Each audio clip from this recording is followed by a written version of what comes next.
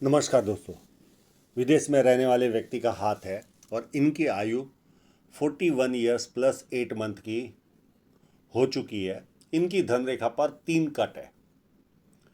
मैं जब धन रेखा पर आऊँगा तो ये बड़ा आर्थिक नुकसान दिलाते व्यक्ति को, और किस किस समय राहु रेखा है, क्या क्या प्लस माइनस दिख रहा है, वो सारा देखने की कोशिश करते। इनके हाथ में सन माउंट पे बहुत बड़ा स्टार भी है, उसके बारे में भी चर्चा करेंगे। जब किसी व्यक्ति के हाथ में सीधी या धनुषाकार रेखा बने तो व्यक्ति समझदार होता है और जीवन में जो अपॉर्चुनिटी आती है उसे ग्रैब करके आगे बढ़ता है। ये पाम स्क्वेरिश है तो ऐसे लोग मेहनती होते हैं और मेहनत करके अपने जीवन को सफल बनाते हैं। फर्स्ट फैलेंज नुकीला तो कार्य के प्रति अच्छी खासी जीत होगी। सेकेंड फैलेंज भी अच्छा है, लॉजिक के साथ तथ्यों के साथ अपनी बात रख पाते हैं। उंगलियां छोटी है तो हाथ के नीचे काम करने वालों की संख्या ज़्यादा रहती है और फास्ट निर्णय लेते हैं। ये उंगली बैंड हो रही है तो व्यक्ति में धार्मिक भावना अच्छी खासी पाई जाती है। सूर्य की उंगली बड़ी है, ये व्यक्ति को हिम्मती स्वभाव देती है। जेब में 50,000 और 50 लाख की रिस्क लेनी हो तो ऐसे लोग आसानी से लेते हैं। और सबसे बड़ा एडवांटेज छोटी उंगली का फर्स्ट टैलेंट तक पहुंचना। ये व्यक्ति को डॉक्यूमेंटेशन, फाइलिंग, चीज़ों को संभाल कर रखना, याद शक्ति, मनी मैनेजमेंट और अकाउंट, इन सारी वस्तुओं में व्यक्ति एक्सपर्ट होता है। एक तरह का आशीर्वाद मिला हुआ है भगवान को। ये उंगली जिसकी भी बड़ी होती है, इसको भगवान का आशीर्वाद समझिए। ये छोटी उंगली है पर इसका महत्व बहुत ज़्यादा है। और ये थोड़ी सी फर्स्ट फैलेंज टिल्ट भी हो रहा है तो पैसे कमाने की ललक भी अच्छी खासी पाई जाती है। अभी इंक लगे हुए पाम पर चलते इनके।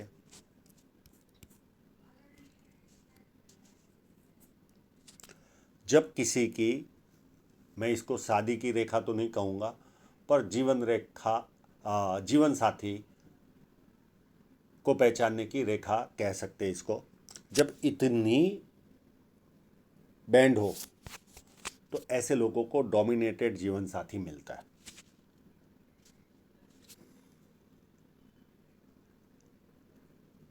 और यहाँ पर ट्रायंगल भी नज़र आ रहा है।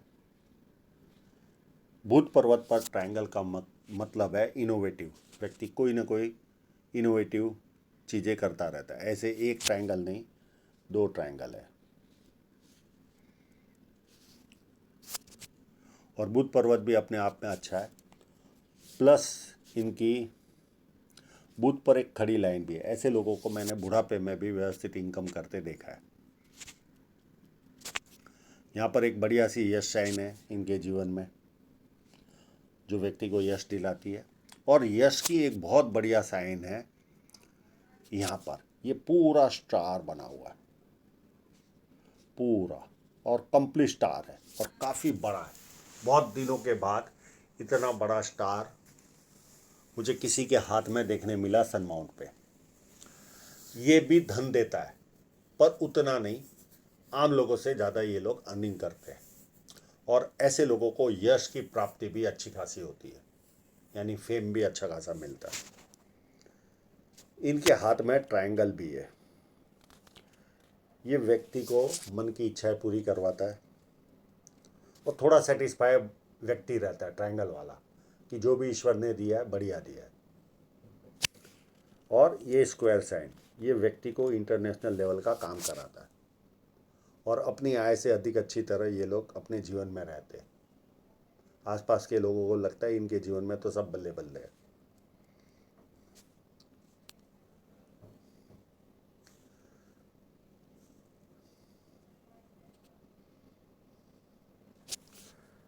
इस तरह की लाइन व्यक्ति के जीवन में बड़े बड़े लोग संपर्क में लाती है। हाँ, इन्होंने फिश साइन के लिए मेहनत नहीं की है। और ये विद्या रेखा, व्यक्ति को बेसिक नॉलेज अच्छा खासा होता है और लोग पूछ पूछ कर आगे बढ़ते हैं। और जैसे जैसे उम्र आगे बढ़ेगी ज़्यादा लोग पूछ पूछ कर काम करेंगे। अगर ये साइन कंप्लीट होगी यहाँ पर तो ऐसे लोग ईश्वरीय मेडिटेशन करते हैं, ईश्वरी को, ईश्वर को साक्षी मानकर। यहाँ पर बहुत बड़ा स्क्वायर है तो इनको पुश्तैनी जमीन जायदाद का भी योग है जीवन में।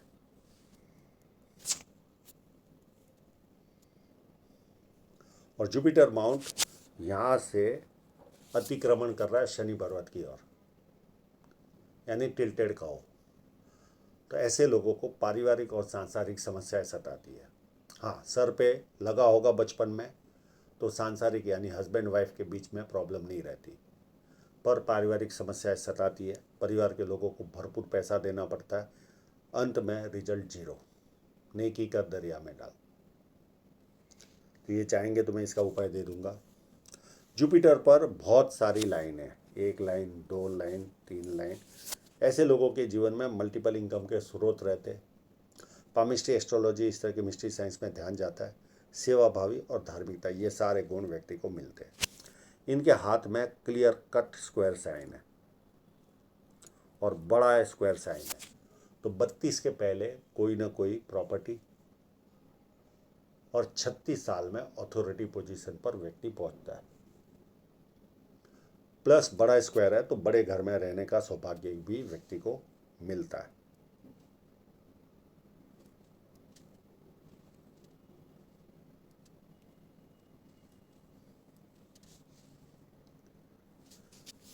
अंदरूनी मंगल भी व्यवस्थित है तो शारीरिक ऊर्जा अच्छी खासी पाई जाती है।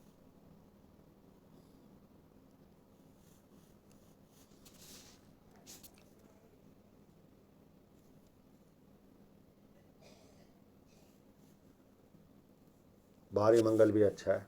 मैं इस लाइन को देख रहा था, ये फोर्क होगा तो कम्युनिकेशन स्किल और डिसीजन मेकिंग बहुत फास्ट होता है। पर ये एक सिंगल लाइन अगर होगी यहाँ पर जो माइंड लाइन को टच नहीं करती होगी, तो पिता की ओर से, भाई की ओर से या जीजा की ओर से कभी ना कभी आर्थिक नुकसान जाता है या रेवेन्यू डिपार्टमेंट वाले परेशान करते हैं। ये खड़ी लाइनें दिख रही है। इस तरह की लाइन वाले व्यक्ति को अगर कोई कोर्ट केस हो जाए तो फेवरिंग इनकी तरफ आती है, तो एक एडवांटेज है ये। अब चंद्र पर्वत पर चले तो बहुत बड़ा क्रॉस नजर आ रहा है। इस तरह का क्रॉस हो तो व्यक्ति हमेशा भयभीत रहता है, कल क्या होगा उसका भय सताता है।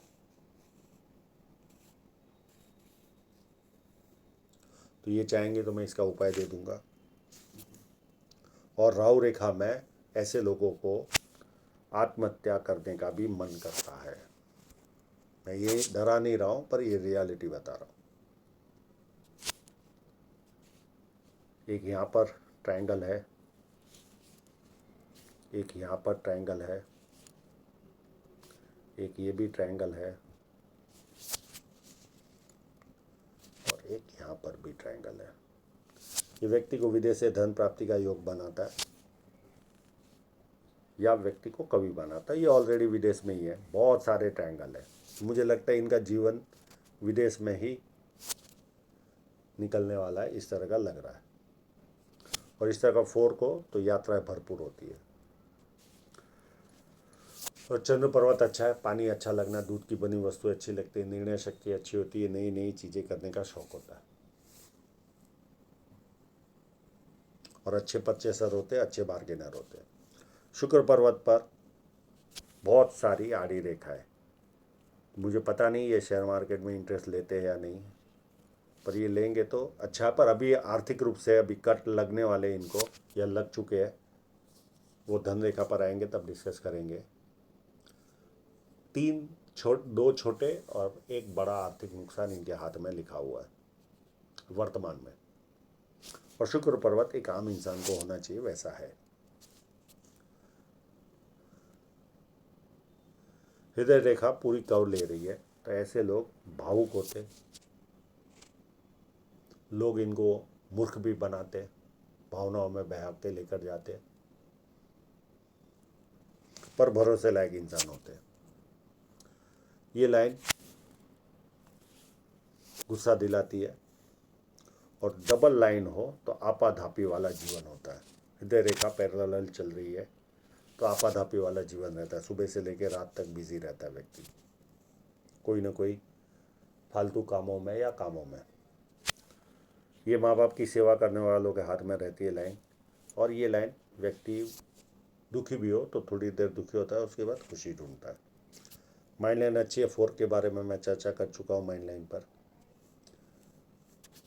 यहाँ से चलकर सीधी अंत तक जा रही है, पर यहाँ तक ये पैरेलल माइंड लाइन पर भी लाइनें चल रही है, तो ये एज तक इनको मानसिक दबाव रहा होगा।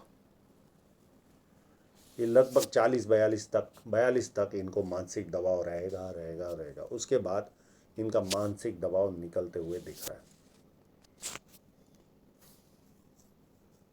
अब जीवन रेखा पर चले।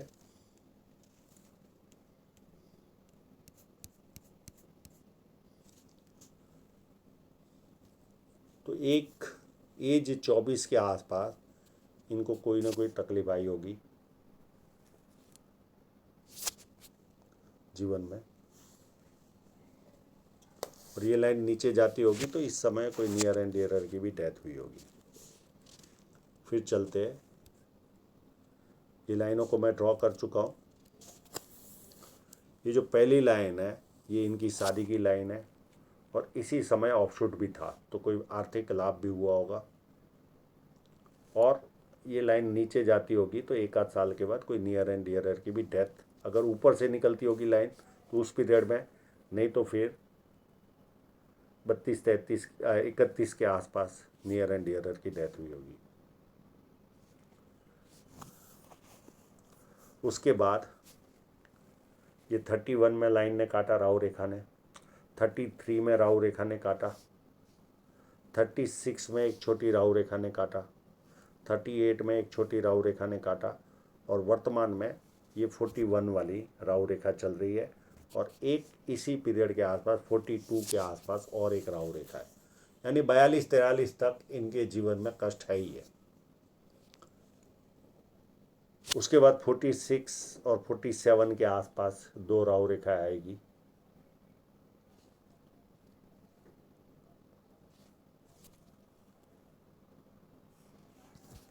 उसके बाद एक राहु रेखा आएगी,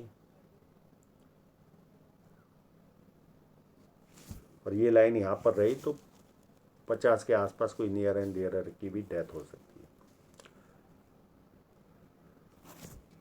फिर 52 में एक राहु रेखा काटेगी। 53 के आसपास बहुत बड़ा ऑफशूट है, तो ये 49 से लेकर 53 तक, 47 से लेकर 53 तक ये 2-3 प्रॉपर्टियाँ तो खरीद लेंगे। ये लास्ट वाली जो प्रॉपर्टी होगी, ये ऑफशूट वाली, वो बड़ी होगी। उसके बाद ये ऑफशूट कौन सी एज में पता नहीं चल रहा है।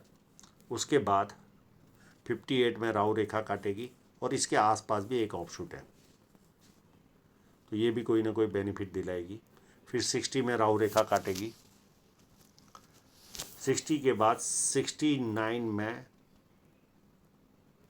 राहु रेखा भी काटेगी और ऑफशूट भी है, और उसके 2 साल पहले यानी 67 के आसपास बहुत बड़ा ऑफशूट है। ये तो बहुत बड़ा आर्थिक लाभ कराने वाली है।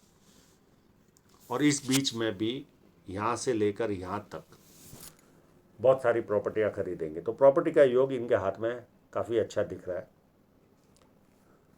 फिर 73 में राहु रेखा काटेगी, और वहाँ पर भी ऑफशूट है। 75 में भी ऑफशूट है, तो ये एक एडवांटेज है इनके पास। फिर 8 साल के बाद और एक ऑफशूट है, तो बुढ़ापा तो व्यवस्थित जाता हुआ इनके जीवन में दिख रहा है। अब जो मैं कटों की बात कर रहा था, मैं आपको धन रेखा पर भी ले चलूँगा, उस पर भी स्पष्टता से बताने की कोशिश करता हूँ। ये देखिए, 1, 2, 3 और ये बहुत बड़ा कट, ये सबको कट को देखो तो 42 के आसपास तक या 43 तक एक लास्ट वाला बहुत बड़ा कट है, और उसके पहले भी छोटे छोटे आर्थिक नुकसान। इनको लगभग 39 की एज से लेकर 42-43 तक बड़े बड़े कष्ट, छोटे बड़े मिलाकर कट है। अब ये 42 का कट है या 43 का कट है पता नहीं। अगर 42 का होगा तो ये 1 साल अच्छा खासा पैसा इनके जीवन से जाएगा। लगभग 42 का ही है कट। तो 42 तक तो इनको संघर्ष है ही है। और उसके पहले जो छोटे छोटे कट थे ये धन रेखा में भी आपको मैं दिखाता हूँ।